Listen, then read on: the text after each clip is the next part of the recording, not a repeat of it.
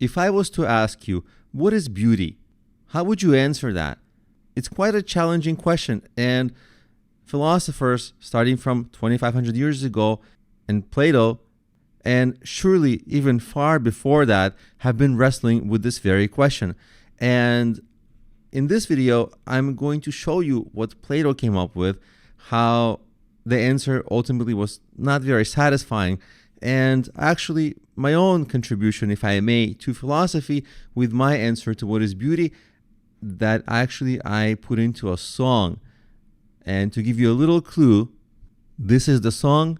The very first line in the song lyrics is, "She's beautiful because she inspires." My definition of what is beautiful is that which inspires. Think about it for now, and let's look at Plato again to see what Plato came up with. So here's the dialogue summary. They have a little bit of an introductory dialogue. I'll skip that part for you. You can read it on your own, of course. I'll have the link to this Wikipedia page in the resources of this video. But here's the first definition that they came up with. Beauty is a pretty girl. That's not Plato's definition. That's definition of the person he's talking to, Hippias. And of course, that definition is not good at all, because a pretty girl, she may be beautiful, but she's just an example of beauty, but she's not the definition of beauty. They wrestle with that for a little bit and they move on, because that very natural answer just isn't good enough. The second response offered by Hippias is, "The beautiful is nothing else but gold, for we all know, I fancy, that wherever this is added, even what before appears ugly will appear beautiful when adorned with gold." And Socrates says, "No doubt. But what to make then of the great statue of Athena or Parthenon? They aren't made with gold, but they're still beautiful." So it's not just the application of gold that makes things beautiful. And you might think, okay, this is silly, but it's a real struggle, because if I was to ask you what is beautiful, don't use my definition, don't use their definitions. It's a struggle to come up with a solid definition that holds up to scrutiny. So let's actually move on to the next definition. Now, in the third go around, Hippias thinks he understands the problem. Socrates wants to know what no man can ever find ugly. He says, "I say then that for every man and everywhere it is the most beautiful to be rich and healthy and honored by the Greeks, to reach old age, and after providing a beautiful funeral for his deceased parents, to be beautifully and splendidly buried by his own offspring." And this is admittedly a nicer definition. It's not all that different than the second definition. And the rebuke for this definition is also similar to the second one, because Socrates just finds cases where that doesn't apply. The logical structure still doesn't hold up. So then Socrates tries it out. He says, notice in a much more abstract way, because definitions, generally speaking, to hold up philosophically have to be abstract to encompass many cases. So he says in his first definition, beauty is that which is appropriate, which is not very far from my definition. Beauty is that which inspires. In the song I have, she's beautiful because she inspires, but that's really a reference to the definition I would set, which is beautiful is that which inspires. Socrates chose first to say beauty is that which is appropriate. And they ran into some problem here in that, is it the appropriateness that makes things beautiful, or does it simply make them appear to be beautiful? And the rebuke is interesting here.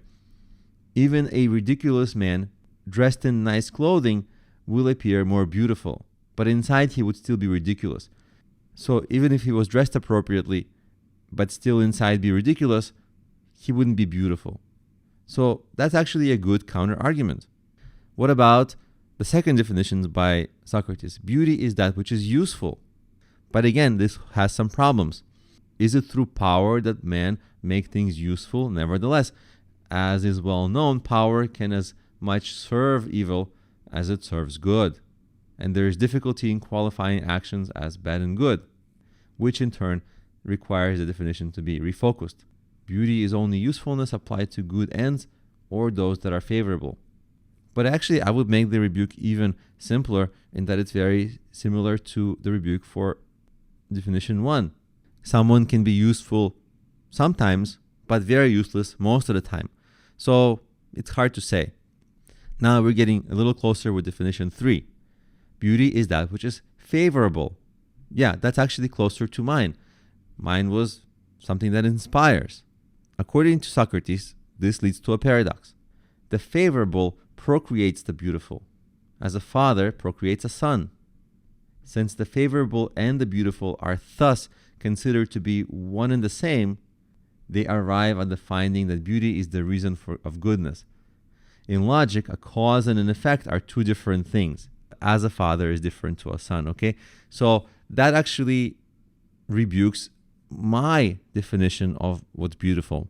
Maybe, but also maybe not, because in this rebuke, the favorable creates the beautiful. So if something is favorable, it's also beautiful. And in my definition, it can be considered that whatever inspires is beautiful. The error would be to say that inspiration is beautiful. But what I'm saying is the object which inspires, that's beautiful.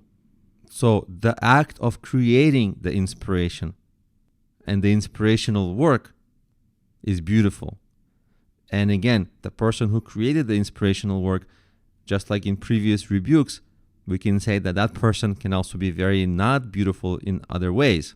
So they're not fully beautiful. So in some sense, my definition is rebuked. But in some sense, I think there is room for my definition to hold up, because in my definition, the inspiration really occurs from some kind of a force that's created when a person creates their beautiful work. It's about that moment of magic when the inspiration occurs and is transferred to another, and then beauty is created as well. Again, you can dissect this in a number of ways, but when you shoot for the moon, you land among the stars, and in this case, I shot for the moon and I landed among somewhere close to Socrates' third definition of beauty. But with a beautiful song, which of course I'd love if you checked it out. I'll have the link to the song in the resources of this video, and I'll have the link to this blog post with the full lyrics also in the resources of this video. I think it really came out very nicely. It's a pretty mellow love song.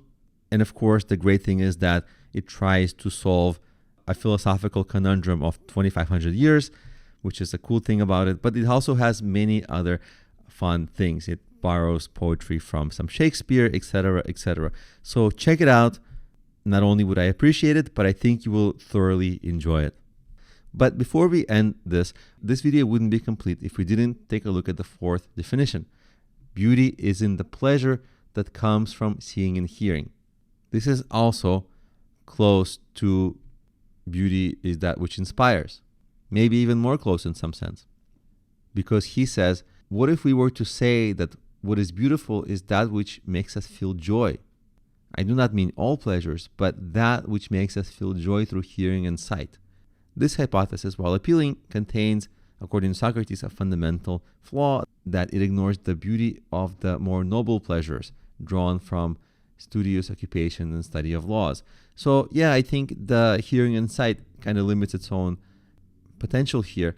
But if you get rid of this hearing and sight, but what if we ended at beauty is that which makes us feel joy? Well, that's really close to beauty is that which makes us inspired. So maybe I have something, I don't know. Tell me in the comments. I'm curious to know. This is not the easiest of topics, but it's also one of the more fascinating topics. It will be really fun to explore together. And of course, please check out my song. I have a link to it right here in the end cards. You can just easily click it and go right to that song. Thanks for watching, and I'll see you in the next video.